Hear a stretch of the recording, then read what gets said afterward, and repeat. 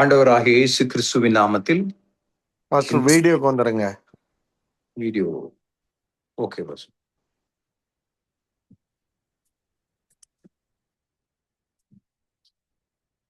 Okay, சரியா இருக்கு. Okay தானே பாஸ்?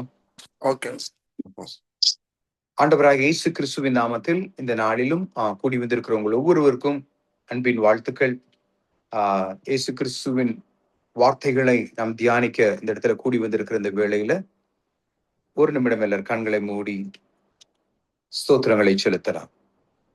தகப்பனே, உமக்கு நாங்கள் நன்றி செலுத்துகிறோம். இந்த நாளிலும் உங்களுடைய தயவுள்ள கரம் எங்களோடு கூட இருப்பதற்காக நாங்கள் நன்றி செலுத்துகிறோம். இப்பொழுதும் உங்களுடைய திரு வார்த்தையை ஆண்டவரே நாங்கள் தியானிக்க சமூகத்துல வந்திருக்கிறோம்ப்பா. எங்கள் இருதயத்தின் நினைவுகளை நீர் அறிந்திருக்கிறீர் ஆண்டவரே. உம்முடைய வார்த்தைகளை எங்கள் இருதயங்களில் நீர் தந்திருக்கிறீங்கப்பா. இப்பொழுதும் உடைய சமூகத்தில் அமர்ந்திருந்து ஆண்டவரே உம்முடைய ஆலோசனைகளை நாங்கள் கேட்கும்படியாக, எங்கள் இருதயம் இன்னும் பலப்படும்படியாக, உமக்குள்ளாக இன்னும் வாஞ்சையோடு கூட நாங்கள் எழும்பி பிரகாசிக்க எங்கள் ஒவ்வொருவருக்கும் நீர் உதவி செய்வதற்காக நாங்கள் நன்றி செலுத்துகிறோம். இப்பொழுதும் கர்த்தாவே, இந்த வேளையில கூடி வந்திருக்கிற ஒவ்வொரு பிள்ளைகளையும் அடியனையும் உடைய அன்பின் கரங்களில நாங்கள் அர்ப்பணிக்கிறோம். தகப்பனே, நீரே எங்களை ஆளுகை செய்வீராக.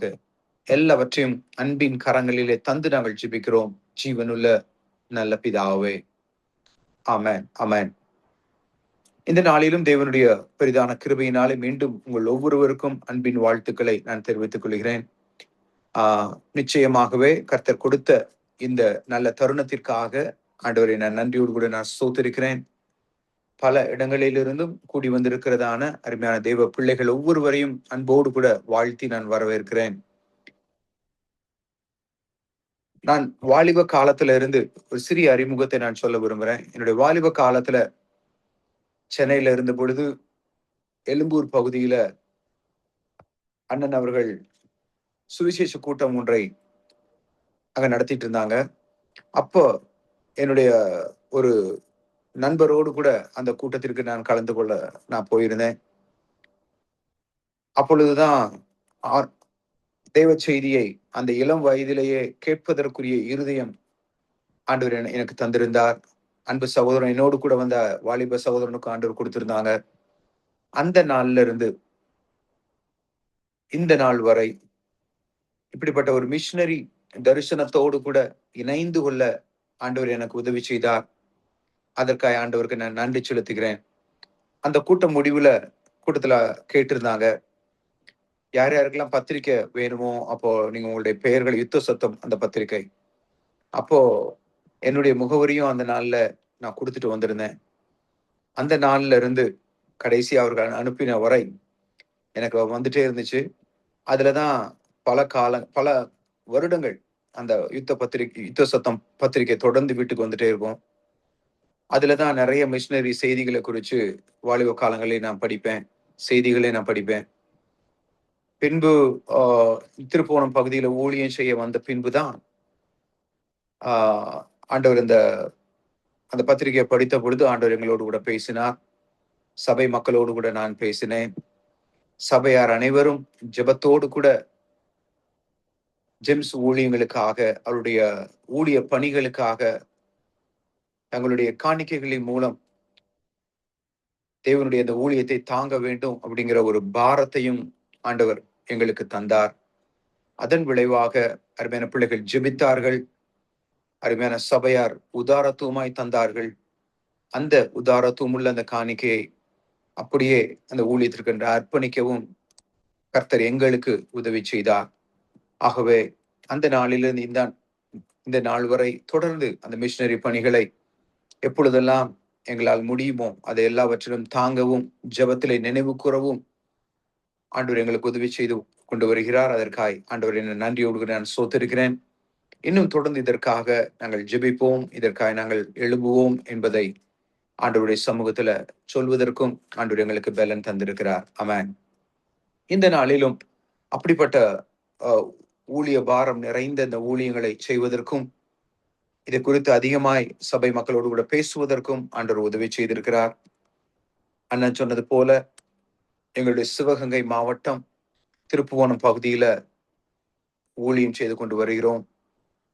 பல கோயில்கள் மற்ற பலவிதமான கடுமையான மக்கள் இருக்கக்கூடிய இந்த பகுதியிலையும் ஆண்டவருடைய வார்த்தையை தைரியமாய் சொல்வதற்கும், ஆண்டவருடைய வார்த்தைக்கு முடிந்த மட்டும் சீஷர்களை உருவாக்குவதற்கும் ஆண்டவர் எங்களுக்கு உதவி செய்திருக்கிறார்.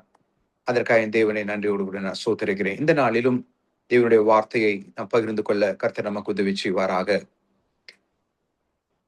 மீண்டுமாய் கூட கண்களை மூடி ஒரு நிமிஷம் ஜெபிக்கலாம். தகப்பனே, மக்கள் நாங்கள் நன்றி செலுத்துகிறோம். இந்த நாளில் உம்முடைய வார்த்தையை நீர் எங்களோடு கூட இருந்து எங்களை வழி நடத்துவீராக. எல்லாவற்றையும் அன்பின் கரங்களிலே தந்து நாங்கள் ஜெபிக்கிறோம் ஜீவனுள்ள நல்ல பிதாவே. ஆமென். Praise God. ஒரு வசனத்தை எடுத்துக்கொள்ளலாம். மத்தேயு 16ஆம் அதிகாரம் 18வது வசனம். நானே எல்லா வசனத்தையும் வாசித்துறேன். மத்தேயு 16ஆம் அதிகாரம் 18வது வசனம். மேலும் நான் உனக்கு சொல்லுகிறேன், நீ பேதுருவாயிருக்கிறாய், இந்த கல்லின் மேல் என் சபையை கட்டுவேன், பாதாளத்தின் வாசல்கள் அதை மேற்கொள்வதில்லை. ஆமென். இந்த கல்லின் மேல் என் சபையை கட்டுவேன், பாதாளத்தின் வாசல்கள் அதை மேற்கொள்வதில்லை என்ற அந்த வார்த்தையின்படியாக கர்த்தர் இந்த நாளிலும் நம்மோடு கூட பேசுவாராக. இந்த வார்த்தையை இருதயத்தில் தியானிக்கும் பொழுது, இந்த கல்லின் மேல் என் சபையை கட்டுவேன், இதை வாசிக்கும் பொழுதே ஆண்டவராக இயேசு கிறிஸ்து தன்னுடைய ஊழியங்களை குறித்து தன்னுடைய சீஷர்களோடு பகிர்ந்து கொள்ளுகிற அந்த காரியங்களை நாம் அறிந்து கொள்கிறோம். இந்த கல்லின் மேல் என் சபையை கட்டுவேன் என்பது இயேசு கிறிஸ்துவினுடைய அந்த பரலோக தேவனுடைய இருதயத்தின் வாஞ்சைகளை நாம் அறிந்து கொள்ள முடிகிறது. அப்ப ஆண்டவருடைய நோக்கம் இந்த பூமியில ஆண்டவருக்காய் சபைகளை கட்ட வேண்டும், சபைகள் கட்டப்பட வேண்டும் என்பதே ஆண்டவருடைய பாரமாய் இருக்கிறது. அந்த பாரத்தை இன்றைக்கு அந்த வார்த்தையாய் இந்த வேளையில நாம் வாசிக்கிறோம். இந்த கல்லின் மேல் என் சபையை கட்டுவேன், பாதாளத்தின் வாசல்கள் அதை மேற்கொள்வதில்லை. நிச்சயமாகவே ஆண்டவருடைய தரிசனங்கள் எங்கெங்கெல்லாம் எழும்புகிறதோ, இந்த உலகத்தினுடைய எந்த பகுதியிலெல்லாம் தேவனுடைய சபைகள் கட்டப்படுகிறதோ, ஜனங்களுடைய இருதயங்கள் கட்டப்படுகிறதோ, ஜனங்களுடைய வாழ்க்கை கட்டப்படுகிறதோ, அங்கெல்லாம் அநேக பாதாளத்தின் வாசல்கள் அதை மேற்கொள்ள முன் வருவதை நாம் அறிய முடியும். அதே போலதான் இந்த பேதுருவுக்கு ஆண்டவர் சொல்லும் பொழுதும் பேதுருவை குறித்து சொன்ன அந்த வார்த்தைகளையும் நம்ம வாசிக்கும் போது, இன்றைக்கு இந்த உலகத்துல ஒரு கூட்ட ஜனங்களை, பாவத்தில அநேக ஆண்டவருக்கு பிரியமில்லாத வாழ்க்கையை செய்து கொண்டிருக்கிற அநேக ஜனங்களை, ஒரு கூட்டம் ஜனங்களை, பிசாசின் பிடியிலே சிக்கி இருக்கிறதான அநேக விக்கிரக வணக்கங்கள், அநேக விதமான பாவங்கள், ஆண்டவரை அறியாமல் சென்று கொண்டிருக்கிறதான அநேக ஜனங்களை, பிசாசினுடைய அந்த பிடியில இருக்கக்கூடிய ஜனங்களை விடுவித்து அவருடைய சபையில கொண்டு வந்து சேர்க்க வேண்டும் என்பதே பரலோக தேவனுடைய சித்தமாய் இருக்கிறது. அதை இயேசு கிறிஸ்துவினுடைய வார்த்தைகளாக சீஷர்களுக்கு சொல்லுகிறத இந்த இடத்துல நம்ம பார்க்கிறோம். ஆகவே இப்படிப்பட்ட பாவத்தில அடிமையாய் கிடக்கிறதான அந்த ஜனங்களை விடுவிக்க வேண்டும் என்பதுதான் கிறிஸ்துவினுடைய நோக்கம் என்பதையும் மிக அழகாய் நாம் அறிந்திருக்கிறோம். அந்த பாரத்தை இன்றைக்கு சீஷர்கள் மத்தியில ஆண்டவர் சொல்லுகிறத பார்க்கிறோம். நீ பேதுருவாய் இருக்கிறாய், இந்த கல்லின் மேல் என் சபையை கட்டுவேன். ஆமென். நீ பேதுருவாய் இருக்கிறாய், பாதாளத்தின் வாசல்கள் ஒருபோதும் மேற்கொள்வதில்லை என்பதை அழகாய் அந்த வார்த்தைகள் நமக்கு தெளிவாய் தெரிவிக்கிறது. ஆகவே விடுவிக்கப்பட வேண்டும், சபைகள் உருவாக்கப்பட வேண்டும், அந்த சபையிலே அந்த ஜனங்கள் சேர்க்கப்பட வேண்டும் என்பதே ஆண்டவருடைய நோக்கமாய் இருக்கிறது. அப்படி இருக்கும் பொழுது இன்றைக்கு நம்ம சொல்றோம், ஐயா, இன்றைக்கு பல விதமான ஊழியங்களை இன்னைக்கு செய்து கொண்டிருக்கிற பிள்ளைகளுடைய இருதயங்களிலும் இப்படிப்பட்ட ஒரு பாரத்தை கர்த்தர் கொடுத்து, இந்த பாரத்தை நிறைவேற்றும்படியாக இன்றைக்கு பல விதங்களிலும் இன்றைக்கு ஜனங்கள் சென்று கொண்டிருக்கிறாங்க. ஆகவே கர்த்தர் செய்ய நினைத்த அந்த காரியத்தை இன்றைக்கு ஆண்டவர் நிறைவேற்றுவதற்கு கர்த்தர் இன்றைக்கு நம்மை பெயர் சொல்லி அழைத்திருக்கிறார். இன்னைக்கு நம்ம எந்த இடத்துல இருந்தாலும் சரிதான், இன்றைக்கு இப்படிப்பட்ட பாவத்திலும் பிசாசின் பிடியிலும் சிக்கிக் கொண்டிருக்கிற ஜனங்களை விடுவிக்கும்படியாக கர்த்தர் நம் உள்ளத்திலும் ஒவ்வொரு பிள்ளைகளுடைய அழைக்கப்பட்ட தெரிந்து கொள்ளப்பட்ட ஒவ்வொரு பிள்ளைகளுடைய இருதயங்களிலும் இந்த பாரத்தை கர்த்தர் வைத்திருக்கிறாங்க. இந்த பாரத்தை பெற்றுக்கொண்ட அந்த பிள்ளைகள் ஒருவரும் அசதியாயிராதபடிக்கு, ஏதோ எப்போதாவது நம்ம செய்யலாம் அப்படின்னு இல்லாதபடிக்கு, இருதயங்களிலே அந்த கர்த்தருடைய பாரத்தை ஏற்றுக்கொண்டவர்களாக, எத்தனை சவால்கள் வந்தாலும், எத்தனை பலவீனங்கள் வந்தாலும், எத்தனை எதிர்ப்புகள் வந்தாலும், சேனைகளின் கர்த்தர் நம்மோடு இருக்கிறார். சேனைகளின் கர்த்தர் அவர் எனக்குள்ளே அவர் வாசமாய் இருக்கிறார் என்கிற அந்த விசுவாச அந்த வார்த்தையோடு கூட, அந்த விசுவாச துணியோடு கூட நாம் முன் செல்வதற்காக நாம் அழைக்கப்பட்டிருக்கிறோம். ஆகவே ஆண்டவருடைய வார்த்தை மிக உறுதியாய் சொல்லப்பட்டிருக்கிறது. இந்த பாதாளத்தின் வாசல்கள் நம்மை ஒரு நாள் மேற்கொள்ள முடியாது. ஆமென்.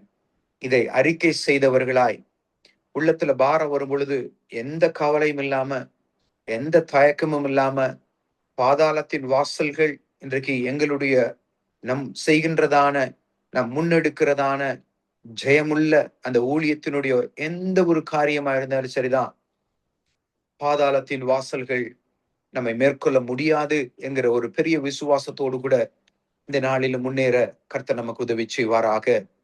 இப்படி தேவனுடைய அந்த வார்த்தையை பெற்றுக்கொண்ட பிள்ளைகளாக நாம் முன்னேறும் பொழுது, இன்றைக்கு வேதத்தில் எப்படி வாசிக்கிறோம்? 1 யோவான் 2ஆம் அதிகாரம், 1 யோவான் 2ஆம் அதிகாரம் 12ஆம் வசனத்திலிருந்து 14ஆம் வசனம் வரைக்கும் நானே வாசிக்கிறேன். பிள்ளைகளே, அவருடைய நாமத்தின் நிமித்தம் உங்கள் பாவங்கள் மன்னிக்கப்பட்டிருக்கிறதுனால் உங்களுக்கு எழுதுகிறேன். இன்றைக்கு அங்க சொல்லியிருக்கிறது வார்த்தை முதல்ல பிள்ளைகளே என்று சொல்லப்பட்டிருக்கிறது. இன்றைக்கு இன்னைக்கு அநேக பிள்ளைகள் தேவனுடைய வார்த்தைய கேட்கிறாங்க, ரட்சிக்கப்பட்டிருக்கிறாங்க. ரட்சிக்கப்பட்டு பல வருடங்கள் ஆகிவிட்டது. ஆனாலும் இன்றும் கூட அவர்கள் பிள்ளைகளை போலதான் அவர்கள் செயல்பட்டு கொண்டிருக்கிறத நம்ம பார்க்கிறோம். காரணம், பிள்ளைகளுடைய சுபாவங்கள் எப்படி இருக்கும் அப்படின்னு அங்க அந்த வார்த்தை சொல்லப்பட்டிருக்கிறது. பிள்ளைகளே, அவருடைய நாமத்தின் நிமித்தம் உங்கள் பாவங்கள் மன்னிக்கப்பட்டிருக்கிறதுனால் உங்களுக்கு எழுதுகிறேன்.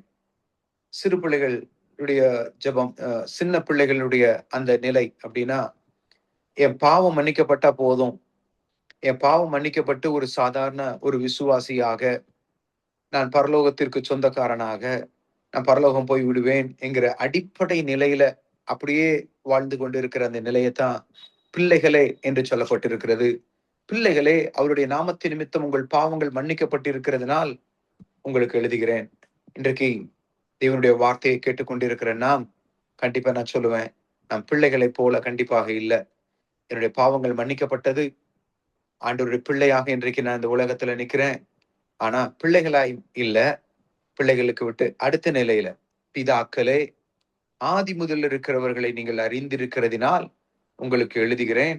வாலிபரே, பொல்லாங்கனை நீங்கள் ஜெயித்ததினால் உங்களுக்கு எழுதுகிறேன். பிள்ளைகளே, நீங்கள் பிதாவை அறிந்திருக்கிறதுனால் எழுதியிருக்கிறேன், உங்களுக்கு எழுதுகிறேன். 14வது வசனம், பிதாக்களே, ஆதி முதல் இருக்கிறவரை நீங்கள் அறிந்திருக்கிறதுனால் உங்களுக்கு எழுதியிருக்கிறேன். வாலிபரே, நீங்கள் பலவான்களாய் இருக்கிறதினாலும் தேவ வசனம் உங்களில் நிலைத்திருக்கிறதினாலும் நீங்கள் பொல்லாங்கனை ஜெயித்ததினாலும் உங்களுக்கு எழுதியிருக்கிறேன். ஆமென். Praise God.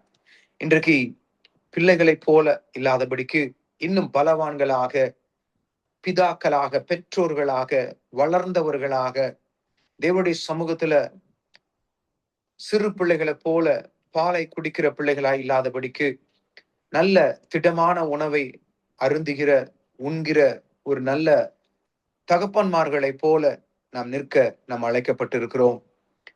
அப்படிப்பட்டவருடைய நிலை எப்படி இருக்கும் அப்படின்னா, அங்க சொல்லப்பட்டிருக்கு, தேவ வசனம் உங்களில் நிலைத்திருக்கிறதினாலும்.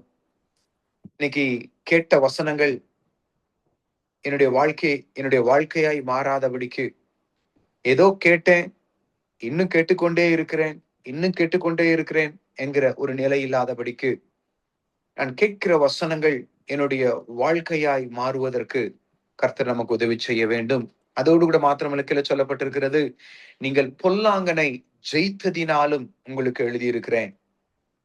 மிக பலமாய் விசுவாசத்தை திடப்படுத்தக்கூடிய வார்த்தைகள். நீங்கள் பொல்லாங்கனை ஜெயித்ததினாலும் உங்களுக்கு எழுதுகிறேன். இன்றைக்கு ஊழியத்துல, இன்றைக்கு தேவனுடைய பிள்ளைகளாய் இருக்கிற நாம், நம்முடைய வாழ்க்கையில இன்றைக்கு பலவிதமான சோதனைகளும், பலவிதமான பலவீனங்களும், பலவிதமான காரியங்களை நாம் ஒவ்வொரு நாளும் எதிர்கொண்டு நாம் வருகிறோம். அப்படிப்பட்ட சூழ்நிலையில இங்க சொல்லப்பட்டிருக்கிறது, நீங்கள் பொல்லாங்கனை ஜெயித்ததினாலும் உங்களுக்கு எழுதுகிறேன். ஆமென். இன்றைக்கு இயேசு கிறிஸ்துவின் நாமத்தினால நாம் பொல்லாங்கனை ஜெயித்திருக்கிறோம். ஜெயித்து விட்டோம் என்று சொல்லி அப்படி நின்று விடாதபடிக்கு அடுத்த நிலையில ஆண்டவர் சொல்லுகிற காரியம், ஆண்டவர் எதிர்பார்க்கிற காரியம், ஆண்டவருடைய இருதயத்துல இப்படிப்பட்ட பிள்ளைகள் பொல்லாங்கனை அதாவது முதலாவது பாவங்கள் மன்னிக்கப்பட்டவர்களாய், வேத வசனம் இருதயங்களில் நிலைத்திருக்கிறவர்களாய், அடுத்த லெவல் பாத்தீங்கன்னா பொல்லாங்கனை ஜெயித்தவர்களாய், முற்றிலும் ஜெயம் கொள்ளுகிறவர்களாய் அப்பா சமூகத்தில் நிக்கிற அந்த ஒவ்வொரு பிள்ளைகளையும் பார்த்து ஆண்டவர் ரொம்ப அழகா, பழைய ஏற்பாட்டுல நம்ம அழகா பார்ப்போம். அநேக பரிசுத்தவான்களை கர்த்தர் எழுப்பினார். நோவாவை கர்த்தர் எழுப்பினார். நோவாவை கர்த்தர் எழுப்பும் பொழுது இந்த உலகம் காக்கப்படுவதற்கு, இந்த உலகம் பிசாசினுடைய காரியங்களிலிருந்து, அழிவுகளிலிருந்து காக்கப்படுவதற்கு ஒரு குடும்பத்தை ஆண்டவர் தெரிந்து கொண்டார். அதை தெரிந்து கொள்வதற்கு முதலாவது நோவாவை தெரிந்து கொண்டார். இந்த நோவாவின் மூலமாக ஆண்டவர் ஒரு குடும்பத்தையும் தெரிந்து கொண்டு இந்த முழு உலகத்தையும் மீண்டும் அந்த சந்ததிகள் தொடருவதற்கு, அவருடைய சித்தம் செயல்படுவதற்கு நோவாவை கர்த்தர் தெரிந்து கொண்டார். அப்படின்னா இன்றைக்கு வேதத்துல அப்படி தொடர்ந்து பார்க்கும் பொழுது மோசையை நம்ம எடுத்துக்கொள்ளலாம். மோசையை கர்த்தர் தெரிந்து கொண்டார். எகிப்திலிருந்து, பார்வோனிடத்திலிருந்து ஜனங்கள் விடுதலை அடைய வேண்டும். அங்க கானானுக்கு, பாலும் தேனும் ஓடுகிற கானானுக்கு அவர்கள் அழைத்து செல்லப்பட வேண்டும். தேவனுடைய வார்த்தை அங்கே உறுதிப்பட வேண்டும். அங்கு அவர்கள் விடுதலையோடு கூட கர்த்தரை ஆராதிக்க வேண்டும் என்பது தேவனுடைய திட்டமாய் இருந்தது.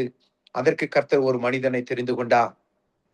இன்றைக்கு நான் சொல்லுவேன், அதை போலவே ஆண்டவர் இன்றைக்கு நம்மையும் தெரிந்து கொண்டிருக்கிறார்.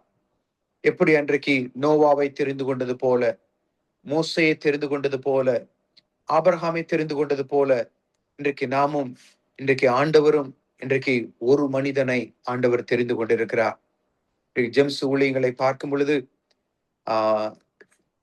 இங்கு கல்லறைகளின் தேசம் அப்படின்னு சொல்லப்படுகிற இந்த தேசங்களிலும் கூட, இப்படிப்பட்ட இடங்களிலும் ஆண்டவருடைய ஊழியத்தை செய்வதற்கு அருமையான அண்ணனை ஆண்டவர் எடுத்து பயன்படுத்தி இருக்கிறாங்க.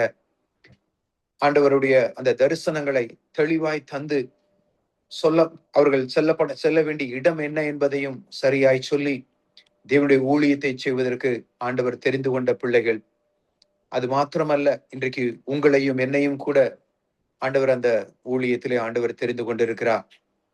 ஆகவே நாமும் கர்த்தருடைய அந்த பாரத்தை எடுத்துக்கொண்ட பிள்ளைகளாக, பெற்றுக்கொண்ட பிள்ளைகளாக, ஆண்டவருடைய சமூகத்தில் அந்த பாரம் நிறைந்த மனிதர்களாக ஆண்டவருடைய சமூகத்தில் நிற்பதற்கு கர்த்தர் நம்மையும் அழைத்திருக்கிறார்.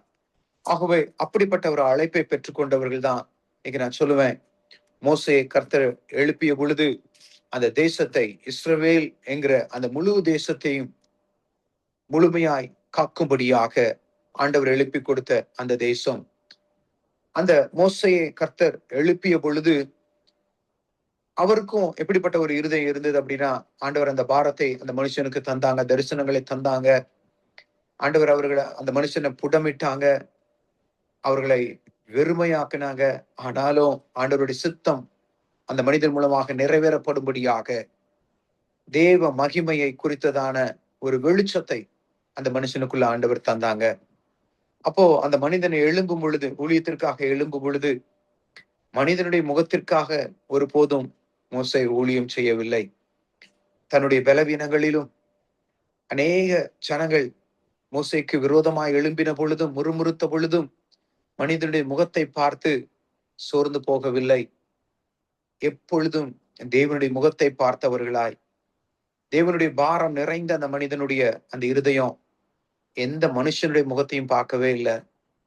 தேவனுடைய முகத்தை மாத்திரம் பார்த்து அவர் சொல்லுகிற வார்த்தைகளை கேட்டுக்கொண்டு, எத்தனை கடினமான சூழ்நிலைகள் வந்தாலும், எத்தனை தடைகள் வந்தாலும் அந்த பாரத்தை நிறைவேற்றுவதற்கு கர்த்தர் அவர்களோடு கூட இருந்தார் என்பதை நாம் வேதத்திலே வாசிக்கும் பொழுது நிச்சயமாகவே நம்முடைய விசுவாசமும் உயிர்ப்பிக்கப்படுவது நிச்சயமே. ஆமென். ஆகவே இன்றைக்கு அதோடு கூட மாத்திரமல்ல, ஆண்டவர் எப்படிப்பட்ட பாரம் நிறைந்த அந்த மனிதர்களுக்கு ஆண்டவர் செய்கிற ஒரு பெரிய ஒரு காரியம் எதுன்னு பார்க்கும் பொழுது கொஞ்சம் எடுத்து வாசிக்கலாம். சங்கீதம் 103 சங்கீதம் நானே வாசுறேன். சங்கீதம் 103 7 வசனத்துல சொல்லப்பட்டிருக்கிறது. அவர் தமது வழிகளை மோசேக்கும் தமது கிரியைகளை இஸ்ரவேல் புத்திரருக்கும் தெரிய பண்ணினார். ஆமென். இன்றைக்கு மோசே ஜனங்களை வழி நடத்திய பொழுது அந்த ஜனங்களுக்கு நம்ம எங்க போறோம் அப்படிங்கிறது அவங்களுக்கு தெரியாது. ஆனா அவ்வளவு ஜனங்களை வழி நடத்தக்கூடிய அந்த பாரம் நிறைந்த அந்த மோசேக்கு ஆண்டவர் தம்முடைய வழிகளை மிக அழகாக தெரியப்படுத்தி இருந்தாங்க. இன்னைக்கும் நிச்சயமாகவே இன்னைக்கு நம்முடைய இருதயங்களிலும் எப்படிப்பட்ட சூழ்நிலைகளா இருந்தாலும், ஒருவேளை ஜனங்களுக்கு எப்படி போகணும், என்ன செய்யணும் அப்படிங்கிற ஒரு ஒரு திறனற்று இல்லைன்னா வழிகள் தெரியாதபடி திகைத்து நிற்கின்ற இந்த வேளைகளிலும் நிச்சயமாகவே கர்த்தருடைய பாரம் நிறைந்த அந்த பிள்ளைகளுக்கு, தேவனுடைய தரிசனத்தை பெற்ற ஒவ்வொரு பிள்ளைகளுக்கும் ஆண்டவர் தாம் செல்ல இருக்கின்ற அந்த வழிகளை அழகாய் தெரிவித்து, காடானாலும் மேடானாலும் ஆண்டவரே கலப்பையில் நாங்கள் கை வைத்து விட்டோம், நாங்கள் இனி ஒருபோது நாங்கள் திரும்பி பார்ப்பதில்லை என்கிற தரிசனத்தை பெற்றவர்களாய், அப்படிப்பட்ட ஒரு வழிகளை, மென்மையான வழிகளை, அற்புதமான வழிகளை, ஆச்சரியமான வழிகளை நான் நினைப்பதற்கும் வேண்டிக் கொள்வதற்கும் மிக அதிகமாய், அற்புதமாய், அதிசயமாய் நம்மை நிச்சயம் ஆண்டவர் வழி நடத்துவார் என்பதில் சந்தேகமே இல்லை. ஆமென். காரணம், அவர் தமது வழிகளை மோசேக்கும். ஆமென். காரணம், அந்த பாரம் நிறைந்த அந்த மனிதனுக்கு அவருடைய வழிகளை தெரிவிக்க அவர் நிச்சயமாகவே அவர் வல்லமையுள்ளவராய் இருக்கிறார். ஆமென். Praise God. இந்த நாளிலும் இன்னும் ஒரு சின்ன ஒரு கேள்வியை நம்ம கேட்கலாம். யார் இந்த தேவனுடைய அந்த சரீரமாகிய சபையை கட்டுவதற்கு யாரால முடியும்?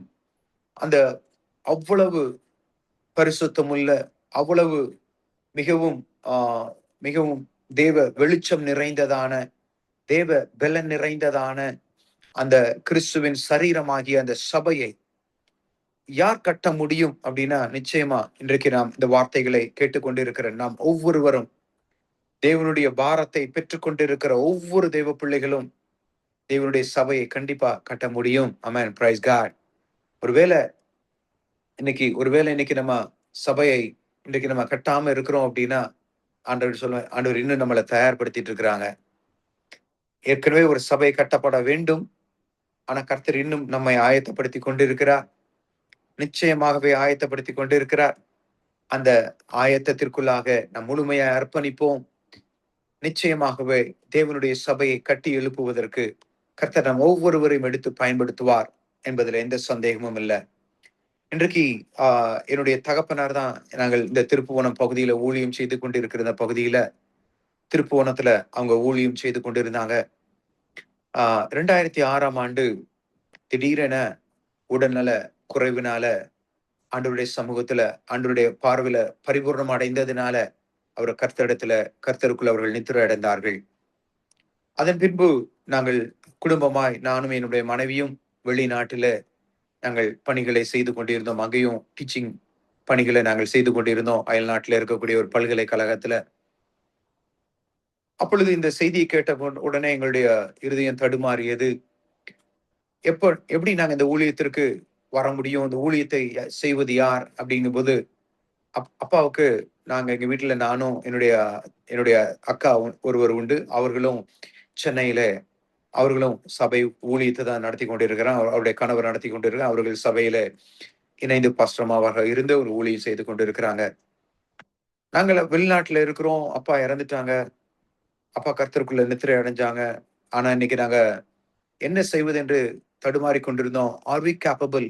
நாங்கள் நாங்கள் இதற்கு தகுதியானவர்கள் தானா என்ற பொழுது ஆண்டவர் ஒரு தெளிவான ஒரு பாரத்தை கொடுத்தாங்க.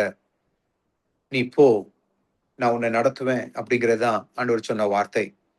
உடனடியாக அந்த வெளிநாட்டுல பல்கலைக்கழகத்துல வேலை செய்து கொண்டிருக்கிற அந்த நிலையில எங்களுடைய வேலையை ராஜினாமா செய்துவிட்டு திருப்புவனம் பகுதியில நாங்கள் வந்து என்னுடைய தகப்பனார் செய்து கொண்டிருக்கிற அந்த ஊழியத்தை தொடர்ந்து நடத்துவதற்கு ஆண்டவர் எங்களுக்கு உதவி செய்தார்.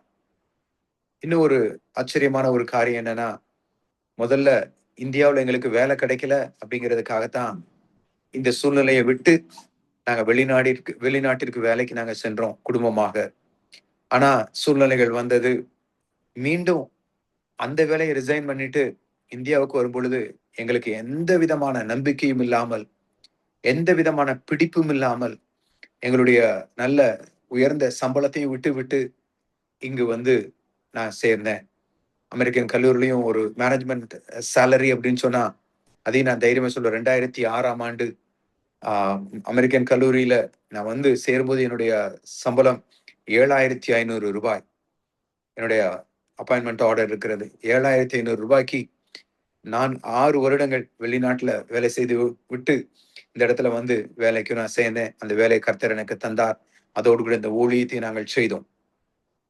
ஆண்டவர் இப்படிப்பட்ட ஒரு நெருக்கமான அந்த சூழ்நிலையிலும் எங்களுக்கு நல்ல ஒரு இருதயத்தையும் தந்து, நல்ல பலனையும் தந்து, ஆத்துமாவிலே பலன் தந்து, கழுகுகளைப் போல செட்டைகளை அடித்து உயர எழும்பத்தக்கதான பலனையும் தந்து, ஊழியத்துல தொடர்ந்து என்னென்ன கர்த்தர் எங்களுக்கு பலன் தந்தாரோ, எந்தெந்த பகுதியில ஊழியம் செய்ய முடியுமோ அந்த எல்லா ஊழியத்தையும் நிறைவேற்றுவதற்கு ஆண்டவர் எங்களுக்கு உதவி செய்தார். ஆமென். இன்னைக்கு நான் சொல்லுவேன், இன்றைக்கு பாதாளத்தின் வாசல்கள் சபையை மேற்கொள்ள முடியாது. எந்த பலவீனங்கள் வந்தாலும், எத்தனை தடைகள் வந்தாலும், என் கர்த்தர் செய்ய நினைத்தது ஒருபோதும் தடைபடாது. ஆமென். Praise God. இப்படிப்பட்ட பாரங்கள் நிறைந்த அந்த ஊழியங்களை நிறைவேற்றுவதற்கு இந்த நாளிலே கர்த்தர் நம்மோடு கூட அவர் பேசிக் கொண்டிருக்கிறார். இந்த வேளையிலும் கூட நம்ம பார்க்கலாம், ஒருவேளை இன்னைக்கு நம்முடைய இருதயங்கள் ஒருவேளை பலவீனத்தின் நிமித்தமாய் நம்ம விழுந்து போனவர்களா இருக்கலாம்.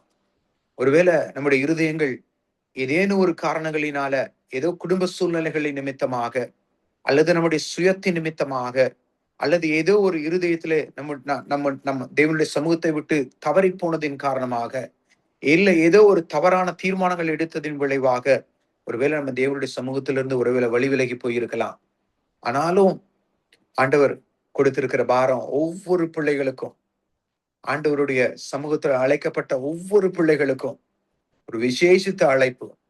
ஆண்டவருடைய கனமான அந்த ஊழியத்தை செய்ய வேண்டும் என்பதை இப்படி கூட நீங்க வேதத்துல பார்க்கும் பொழுது யோவானுக்கு எழுதின சுவிசேஷம் 21ஆம் அதிகாரம், யோவானுக்கு எழுதின சுவிசேஷம் 21ஆம் அதிகாரம் 15வது வசனத்துல இங்க சீமோன் பேதுருவை நோக்கி ஆண்டவர் சொல்லுகிற ஒரு வார்த்தை தான்.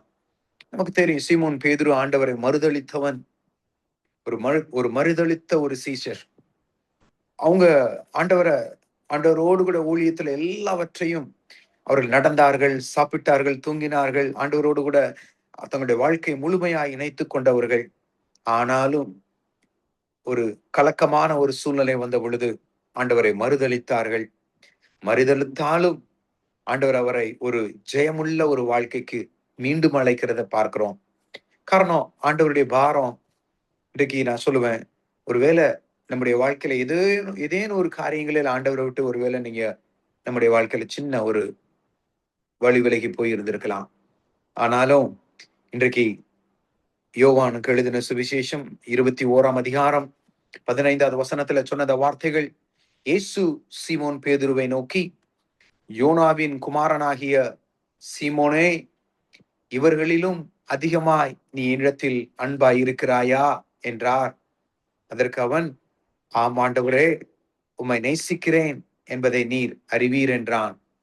அவர், என் ஆட்டுக்குட்டிகளை மேய்ப்பாயாக அப்படின்னு 3 தரம் ஆண்டவர் பேசுகிறதை நாம் பார்க்கிறோம். ஆகவே இப்படிப்பட்ட ஒரு அழைப்பை மறுதளித்த ஒரு சீஷனுக்கு கூட பாரத்தை தந்து மீண்டுமாய் கூட இப்போ இதை பார்க்கும் பொழுது நம்முடைய இருதயத்துல நமக்கு ஒரு பலன். ஆண்டவரே, ஏதோ ஒரு சூழ்நிலையில ஆண்டவருடைய சமூகத்தை விட்டு நான் விலகி நான் இருக்கலாம். ஆனாலும் கர்த்தாவே, உடைய சமூகத்துல மீண்டும் என்னை நீர் அழைக்க நீர் வல்லமையுள்ளவராய் இருக்கிறீர். என்னை மன்னித்து என்னை மீண்டும் உடைய சமூகத்துல ஏற்றுக்கொண்டு என்னுடைய எல்லா பலவீனங்களையும், என்னுடைய எல்லா மறுதளித்த அந்த சூழ்நிலைகளையும் முழுமையாக மன்னித்து மீண்டும் என்னை ஜெயமாய் என்னை நடத்துகிறீர். ஆமென். நொறுக்கப்பட்ட அந்த நேரத்திலும் தேவனுடைய சமூகத்துல என்னை உருவாக்க அவர் வல்லமை உள்ளவராய் இருக்கிறார். ஆமென். அந்த சீமோன் பேதுரு தான் நீங்க பார்க்கலாம். அவருடைய வல்லமையின் ஊழியத்தை பார்க்கும் பொழுது, அவர் பிரசங்கம் பண்ணின பொழுது 3000 யூதர்கள், இன்றைக்கு ஜெப குறிப்புல நம்ம பார்த்தோம், யூதர்களை குறித்து ஜெபிக்கும் போது அவர்கள் எவ்வளவு கடின இருதயம் உள்ளவர்கள் என்பதை இன்றைக்கு ஊழியத்தில் நம்ம பார்த்தோம். ஆனா அந்த பேதுரு ஜெபித்த பொழுது, பிரசங்கத்தை தேவனுடைய வார்த்தையை பகிர்ந்து கொண்ட பொழுது 3000 கடின இருதயம் உள்ள யூதர்கள் ஆண்டவருடைய சமூகத்துல அவர்கள் ரட்சிக்கப்பட்டார்கள் என்பதை வேதம் நமக்கு அழகாய் பதிவு செய்திருக்கிறது. ஆம் சகோதரனே, இந்த வேளையிலும் ஆண்டவருடைய வார்த்தைகள் ஒரு மறுதளிக்கப்பட்ட, தூக்கி எறியப்பட்ட, தேவனுடைய சமூகத்தை விட்டு ஓடின ஒரு மகனை கொண்டு கூட 3000 யூதர்களை, கடின இருதயம் உள்ள யூதர்களை ரட்சிக்க முடியும்னு சொன்னா, கண்டிப்பா நான் சொல்றேன், இன்றைக்கு நம்மையும் பலப்படுத்தி அநேக கடின இருதயம் உள்ள அந்த ஜனங்களை பண்படுத்தப்படுகிற நிலங்களாக, கடின இறுதி பாறையான நிலங்களை பண்படுத்துவதற்கு கர்த்தர் நம்மை அழைத்திருக்கிறார். ஹல்லேலூயா. இன்றைக்கு தேவனுடைய நாமத்தினால உற்சாகமாய் தேவனுடைய சமூகத்தில் நிற்பதற்கு ஆண்டவர் நமக்கு உதவி செய்திருக்கிறார். ஆகவே இன்றைக்கு தேவனுடைய வார்த்தையை பெற்ற ஒவ்வொரு பிள்ளைகளுக்குள்ளேயும் ஆண்டவர் அந்த பாரங்களை தந்திருக்கிறார். அந்த பாரங்களை பெற்றுக்கொண்ட ஒவ்வொருவரும் தேவனுடைய சமூகத்துல இன்னைக்கு நாம் எழும்பி பிரகாசிக்க வேண்டும் என்பதே தேவனுடைய சித்தமாய் இருக்கிறது. இன்னொரு வசனத்தை எடுத்து வாசிக்கலாம். அப்போஸ்தலருக்கு எழுதின அப்போஸ்தலர் நடவடிக்கைகள் 7ஆம் அதிகாரம் 22வது வசனத்துல நம்ம வாசிக்கிறோம். மோசே எகிப்தியருடைய சகல சாஸ்திரங்களிலும் கற்பிக்கப்பட்டு வாக்கிலும் செய்கையிலும் வல்லவனானான். ஆமென். இது ஆண்டவர் மோசேயை உருவாக்குகின்ற விதங்களை பார்க்கிறோம். எகிப்து தேசத்தில் இருக்கக்கூடிய அந்த அரண்மனையில மோசேயை ஆண்டவர் அங்க அழகாக அவர்களை உருவாக்குகிறார். ஆனா சொல்லப்படுகிறது, ஆனாலும் அவருடைய பிறப்பை குறித்து நிச்சயமா நான் சொல்றேன், அந்த சிறுபிள்ளையா இருக்கும் போதே அவருடைய தாயார், மோசேயுடைய தாயார் அழகாக கற்பிச்சிருப்பாங்க, சொல்லி கொடுத்திருப்பாங்க. அவ யாரு, மோசே யாரு, மோசே உண்மையாகவே அந்த தாயினுடைய அந்த அந்த பாஷை எப்படி இருக்குமோ, எப்படி புரிந்து கொண்டாரோ எனக்கு தெரியாது. ஆனா அந்த தாயினுடைய இருதயத்தினுடைய காரியங்கள் எல்லாம் மோசையினுடைய இருதயங்களில கண்டிப்பா சென்றிருக்கும். அந்த அந்த வார்த்தைகளை, அந்த உறவுகளை, அந்த பாரத்தை, அந்த அந்த தொடர்பை பெற்றுக்கொண்ட அந்த மோசே, இங்க அழகாய் சொல்லப்பட்டிருக்கிறது 23ஆம் வசனத்துல, அவனுக்கு 40 வயதான போது இஸ்ரவேல் புத்திரர் ஆகிய தன்னுடைய சகோதரரை கண்டு சந்திக்கும்படி தன் இருதயத்தில் எண்ணம் உண்டாயிற்று. இதுவரைக்கும் அவருக்கு வெளிப்படையா அவர் சந்திக்கவே இல்லை. ஆனாலும் அவருடைய இருதயத்துல முழுமையாக சிறு வயதிலிருந்து அரண்மனையில வளர்க்கப்பட்ட அந்த மோசேக்கு தன்னுடைய சகோதரர்களை கண்டு சந்திக்க வேண்டும்ங்கிற ஒரு பாரம். ஆமென். இன்றைக்கு நமக்கும் கூட அப்படிப்பட்ட ஒரு பாரம். இன்றைக்கு நம்முடைய குடும்பங்களாய் இருக்கட்டும், நம்முடைய தெருக்களில, நாம் வாழ்கின்றதான ஊர்ல இருக்கக்கூடிய அநேக பிள்ளைகளுக்கு ஒருவேளை நம்ம அடிக்கடி நம்ம பார்த்திருக்கலாம், அவருடைய முகத்தை நம்ம பார்த்திருப்போம், அவர் யாருன்னு கண்டிப்பா நமக்கு தெரிஞ்சிருக்கும். ஆனாலும் இன்றைக்கு அவர்களை குறித்ததான ஒரு பாரம் நம்முடைய இருதயங்களில் எழும்பியது அப்படின்னு சொன்னா கண்டிப்பா நம்மளால அமர்ந்திருக்க முடியாது. அது அரண்மனையில இருந்தாலும், அடிமைகள் இருந்த அந்த இடத்துல அவர்கள் வந்து, இங்க சொல்லப்பட்டிருக்கிறது, இஸ்ரவேல் புத்திரர் ஆகிய தன்னுடைய சகோதரரை கண்டு, தன்னுடைய சகோதரரை கண்டு சந்திக்கும்படி அவனுடைய இருதயத்தில் எண்ணம் உண்டாயிற்று. அந்த எண்ணங்களை கண்டிப்பா யார் தான் கொடுத்திருக்க முடியும்? கண்டிப்பா ஆண்டவராகிய தேவனாகிய கர்த்தர் மோசேயினுடைய இருதயத்துல அந்த எண்ணங்களை தந்தார், அந்த பாரங்களை தந்தார். ஆமென். இன்றைக்கு நமக்கும் அப்படிப்பட்ட பாரங்களை ஆண்டவர் கொடுத்தார் என்று சொன்னால் நிச்சயமாகவே நம்மளால எந்த இடத்துலையும் எந்த ஒரு எந்த ஒரு நாடா இருந்தாலும் சரிதான், எவ்வளவு மேன்மையுள்ள இடமா இருந்தாலும் சரிதான், அல்லது சாதாரண இடத்துல இருந்தாலும் சரிதான், எந்த நிலையில் இருந்தாலும் அந்த எண்ணங்களை இருதயத்திலே ஆண்டவர் கொடுக்கும் பொழுது நம்மை கொண்டு ஆண்டவர் பெரிய காரியங்களை செய்ய அவர் வல்லமை உள்ளவராய் இருக்கிறார். ஆமென். இங்க சொல்லப்பட்ட இன்னும் கூட நான் ஒரு காரியத்தை நான் சொல்ல விரும்புகிறேன். இன்றைக்கு நம்முடைய பிள்ளைகளுக்கும் சொல்ல வேண்டிய ஒரு காரியம். இன்னைக்கு நம்ம வீட்டுல நம்முடைய பிள்ளைகள், நமக்கு ஆண்டவர் பிள்ளைகளை தந்திருக்கிறாங்க. அந்த பிள்ளைகளுக்கு நம்ம அநேக காரியங்களை நமக்கு பிள்ளைகளுக்கு என்று தருகிறோம். ஆடைகளை வாங்கி கொடுக்கிறோம், உணவுகளை வாங்கி கொடுக்கிறோம், இடங்களுக்கு அழைத்து செல்லுகிறோம். இன்றைக்கு பல விதங்களிலும் பிள்ளைகளுடைய தேவைகளை என்ன என்று அறிந்து அவர்கள் கேட்பவைகளையும் கேட்காதவைகளையும் கூட நம்முடைய தகப்பனுடைய இருதயம் எல்லாவற்றையும் கொடுக்கிறது. ஆனா நான் சொல்லுவேன், இன்னைக்கு அப்படிப்பட்ட பிள்ளைகளுடைய இருதயங்களிலும் தேவனுடைய ஊழியத்தை செய்ய வேண்டும். நீங்கள் எந்த நிலையில் இருந்தாலும் ஆண்டவருடைய ஊழியத்தை நீங்கள் செய்ய வேண்டும். உங்களுக்கென்று கொடுக்கக்கூடிய கர்த்தர் கொடுத்த அந்த பாரத்தை பிள்ளைகளோடு கூட அடிக்கடி பகிர்ந்து கொள்ள வேண்டும். ஊழியத்தினுடைய காரியங்கள் என்ன என்பதை பிள்ளைகளோடு பகிர்ந்து கொண்டு, ஊழியத்தினுடைய மேன்மைகளையும், ஊழியத்தினுடைய தரிசனங்களையும், ஊழியத்தினுடைய காரியங்களையும் சிறு பிள்ளைகள் என்று பார்க்காம சின்ன வயதிலிருந்தே மோசேயினுடைய தாய் எவ்வளவு தூரத்திற்கு பாரத்தோடு அந்த பிள்ளையை அரவணைத்து அந்த பிள்ளைய வளர்த்து, பிள்ளைக்கு தன்னுடைய பாலையும் கொடுத்து அந்த பிள்ளைய வளர்த்திருப்பாங்கன்னு யோசிச்சு பாருங்களேன். அதே போல இன்றைக்கு நாமும் கூட நம்முடைய பிள்ளைகளை இப்படி வளர்த்தோம் என்று சொன்னால் அந்த பாரங்கள் ஏற்ற வேலை வரும் பொழுது அந்த பாரம் நிச்சயமாகவே வரும். இன்றைக்கு நான் கூட இன்னைக்கு நன்றியோடு கூட ஆண்டவருடைய சமூகத்தை நினைவு கூறுகிறேன். என்னுடைய தகப்பனுடைய ஊழியங்களை அழகா நான் ரொம்ப ரொம்ப வருஷம் நான் பார்த்திருக்கிறேன். சிறு வயதுல என்னுடைய ஊழியமே அப்பா அங்க ஊழியத்துல சபையில பாய் போடுறதும் அந்த ஆம்பிளிஃபயரை வயர் கனெக்ட் பண்றதுதான் என்னுடைய வேலை. அதை தவிர எந்த எந்த இதுலயும் நான் பங்கெடுத்துக் கொள்ள மாட்டேன். அப்புறம் கொஞ்சம் வாலிப காலம் வரும் பொழுது சண்டே கிளாஸ் எடுக்க ஆரம்பிப்பேன். இதுதான் என்னுடைய ஊழியம். அங்க என்னுடைய பேங்கர்ஸ் எட்ரிபிளுக்கு அங்க வாசிப்பேன். இசைக்கருவிகளை வாசிப்பதும், சண்டே கிளாஸ் எடுப்பதும், பாயை ரெடி பண்றதும், கூட்டுறதும் தான் என்னுடைய வேலை. ஒரு நாளும் ஊழியம் செய்யணுங்கிற அந்த எண்ணம் ஒரு போது இருந்ததில்லை. ஆனா 2006ஆம் ஆண்டு அந்த சூழ்நிலைகள் வந்த பொழுது என் இருதயத்தில் அந்த பாரத்தை ஆண்டவர் தந்தார். இன்றைக்கு திருப்புவன பகுதியில ஆண்டவருடைய ஊழியத்தை செய்வதற்கு, ஆண்டவருடைய ஆலயத்துல ஒரு வேலைக்காரனாக பணி செய்வதற்கு ஆண்டவர் எனக்கு பலன் தந்தார் என்பதை குறித்து நான் மிகவும் மிகவும் சந்தோஷப்படுகிறேன். ஆமென். இன்றைக்கு அப்படிப்பட்ட ஒரு பாரம் எப்படி மோசேயினுடைய இருதயத்தில் தன் சகோதரர்களை குறித்த ஒரு பாரம் வந்ததோ, அப்படிப்பட்ட ஒரு பாரம் இன்றைக்கு நமக்கும் ஆண்டவருடைய ஊழியத்தை குறித்து வர வேண்டும். அந்த பாரம் நமக்குள்ளே செயல்பட வேண்டும். அந்த பாரம் நமக்குள்ளே ஆளுகை செய்ய வேண்டும். அப்பொழுது தேவனுடைய நாமம் நம் மூலமாக எப்படி மோசேயை கொண்டு, ஆபிரகாமை கொண்டு தேவன் வழி நடத்தினாரோ அதே போல இன்றைக்கு தேவன் நம்மை கொண்டு பெரிய காரியங்களை செய்ய அவர் வல்லமை உள்ளவராய் இருக்கிறார். இன்னும் அந்த 25வது வசனத்தை வாசிக்கும் போது சொல்லப்பட்டிருக்கிறது, தன்னுடைய கையினாலே தேவன் தங்களுக்கு ரட்சிப்பை தருவார் என்பதை தன்னுடைய சகோதரர் அறிந்து கொள்வார்கள் என்று அவன் நினைத்தான். அவர்களோ அதை அறியவில்லை. மோசே நினைக்கிறாங்க, மோசேக்குள்ள பாரம் வந்துருச்சு. இந்த சகோதரர்களை இந்த அடிமைத்தனத்திலிருந்து விடுவிக்க வேண்டும். அதற்காகத்தான் ஆண்டவர் என்னை இவ்வளவு தூரத்துக்கு மோல்டு பண்ணியிருக்கிறாங்க, ட்ரெயின் பண்ணியிருக்கிறாங்க. ஆண்டவர் என்னை இவ்வளவு தூரத்துக்கு பலவனா எழுப்பினதற்கு காரணம் என்ன அப்படின்னா, இந்த அடிமைத்தனத்தில் இருக்கக்கூடிய என் ஜனங்களை விடுவிக்க வேண்டும் என்பதுதான் என்பதை அறிந்து கொண்ட அந்த மோசேக்கு அந்த ஜனங்களெல்லாம் பார்க்கும்போது அழகான ஒரு சூழ்நிலை.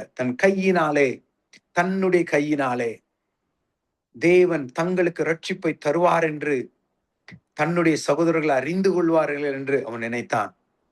ஆனா அவங்களுக்கு அதை பத்தி ஒண்ணுமே தெரியல. அவங்க பாட்டுக்கு அடிமைத்தனத்துல செங்கலை இருப்பதற்கும் மண்ணை மிதிப்பதற்கும் கட்டளைகளை எதிர்பார்த்து அவர்கள் தங்களுடைய எஜமானர்களை நோக்கி அவர்கள் ஓடிக்கொண்டிருந்தாங்க.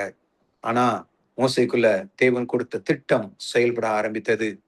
நிச்சயமாகவே அப்படிப்பட்ட ஒரு திட்டங்களை கர்த்தர் நமக்கும் தந்திருக்கிறார் என்பதை ஒரு நாளும் மறந்து போக வேண்டாம். தேவனுடைய சமூகத்துல வரும் பொழுது, ஏற்ற காலங்கள் வரும் பொழுது ஆண்டவர் நிச்சயமாகவே நம் ஒவ்வொருவரோடு கூடவும் ஆண்டவர் பேசுவார்.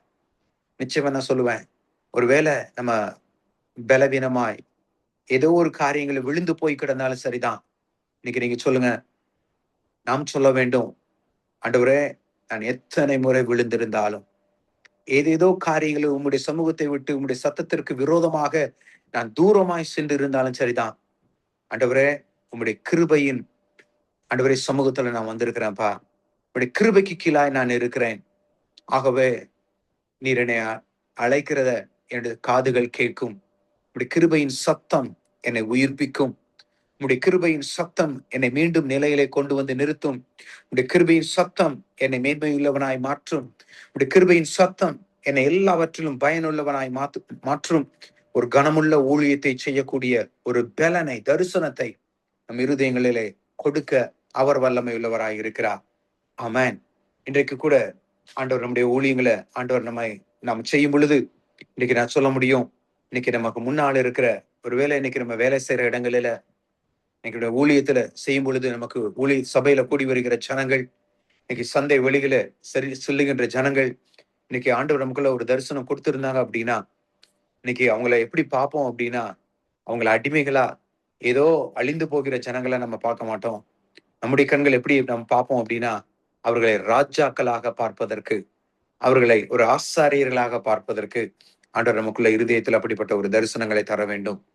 நிச்சயமாகவே நமக்கு முன்பாக இருக்கிற ஒவ்வொரு பிள்ளைகளையும் நாம் பார்க்கும் பொழுது, கர்த்தாவே, இந்த ஜனம் கர்த்தருக்கென்று துதிகளை சொல்லி வருகிற ஜனங்களாக, அவர்களையும் ஆசாரியர்களாக, ராஜாக்களாக ஆண்டவரே நீ எடுத்து நீ பயன்படுத்த வேண்டும் அப்பா என்கிற தரிசனத்தோடு கூட அவர்களை பார்க்கும் பொழுது, அந்த வாஞ்சை நம்முடைய இருதயங்களில வைக்கும் பொழுது, நிச்சயமாகவே அந்த வாஞ்சைகள் நமக்குள்ளே எழும்புவதற்கு கர்த்தர் நிச்சயமாகவே நம்மை பலப்படுத்துவாராக. அதோடு கூட மாத்திரமல்ல, இன்னும் ஒரு சில நிமிடங்களை நான் முடித்து விடுகிறேன். ஆகவே இன்றைக்கு நான் சொல்ல வேண்டும், லூக்கா 4ஆம் அதிகாரம் 18வது வசனத்தை எடுத்து வாசிக்கலாம். லூக்கா 4:18. லூக்கா 4ஆம் அதிகாரம் 18வது வசனத்துல சொல்லப்பட்டிருக்கிறது, கர்த்தருடைய ஆவியானவர் என் மேல் இருக்கிறார், தரித்திரருக்கு சுவிசேஷத்தை பிரசங்கிக்கும்படி என்னை அபிஷேகம் பண்ணினார், இருதயம் நறுங்குண்டவர்களை குணமாக்கவும், சிறைப்பட்டவர்களுக்கு விடுதலையையும், குருடருக்கு பார்வையையும் பிரசித்தப்படுத்தவும், நொறுங்குண்டவர்களை விடுதலையாக்கவும். ஆமென். இப்படிப்பட்ட காரியங்களை நிறைவேற்றுவதற்காக கர்த்தர் நம்மை அழைத்திருக்கிறார். அழைத்தவர் உண்மையுள்ளவர். நிச்சயமாகவே கர்த்தர் செய்ய நினைத்தது ஒருபோதும் தடைபடாது. அந்த தரிசனங்களை தந்த தேவன் எரேமியா 29ஆம் அதிகாரம் 11வது வசனத்தின்படியாக ஒவ்வொருவருக்கும் கர்த்தர் நமக்கென்று ஒரு திட்டங்களை வைத்திருக்கிறார். அந்த திட்டங்கள் நம்முடைய வாழ்க்கையில செயல்படும்படியாக தேவனுடைய சமூகத்துல நம்மை முழுமையாய் தாழ்த்துவோம். தேவனுடைய சமூகத்துல நம்மை அர்ப்பணிப்போம். பலிபீடத்துல நம்மை தருவோம். கர்த்தர் தாமே நம்மை எடுத்து பயன்படுத்துவாராக. தலைகளை தாழ்த்தி ஜெபிக்கலாம். எங்களை நேசிக்கிறீங்க நல்ல தகப்பனே, உம்முடைய அன்பின் சமூகத்தை நாங்கள் நோக்கி பார்க்கிறோம்பா. உம்முடைய கிருபையினாலும் உம்முடைய இரக்கத்தினாலும் எங்களை ஆசீர்வதித்தவரே, எங்களை பலப்படுத்தினவரே, உமக்கு நாங்கள் நன்றி செலுத்துகிறோம். இந்த நாளிலும் ஆண்டவரே, பாரம் நிறைந்தவர்களாய், உம்முடைய தரிசனத்தை பெற்றுக்கொண்டவர்களாய், உமக்கென்று ஆண்டவரை நாங்கள் எழும்பி பிரகாசிக்கிறவர்களாய், உம்முடைய வெளிச்சத்தை எங்கள் மேல் தந்தீரே, அதற்காக நாங்கள் நன்றி செலுத்துகிறோம். ஆண்டவரே, இப்படிப்பட்ட ஒரு கனமுள்ள ஊழியத்திற்காக எங்கள் ஒவ்வொருவரையும் பெயர் சொல்லி அழைத்ததற்காக நாங்கள் நன்றி செலுத்துகிறோம். உம்முடைய மேன்மையை நாங்கள் அறிந்திருக்கிறோம் அப்பா. உடைய கனமுள்ள அந்த ஊழியத்தின் பாதைகளை நாங்கள் அறிந்திருக்கிறோம். நாங்கள் எங்கு செல்ல வேண்டும், நாங்கள் என்ன பேச வேண்டும் என்பதை கற்றுக் கொடுக்கிறவரை உமக்கு நாங்கள் நன்றி செலுத்துகிறோம். உடைய திரு வார்த்தைகளை நீர் எங்களுக்கு தந்தீர். இந்த நாளிலும் இந்த கொடுகை நீர் எங்களுக்கு ஆசீர்வதித்து தந்தீர். அருமையான தேவ பிள்ளைகளோடு கூட இணைந்து உடைய நாமத்தை உயர்த்தவும், உயர்த்தி பாடவும், உடைய துதிகளினாலே கனம் பண்ணவும், உம்முடைய விண்ணப்பங்களினாலே உம்முடைய சமூகத்துல நாங்கள் நோக்கி ஜெபிக்கவும் அன்று பாரமுள்ள இருதயங்களை நீர் எங்களுக்கு கொடுத்ததற்காக நன்றி அப்பா.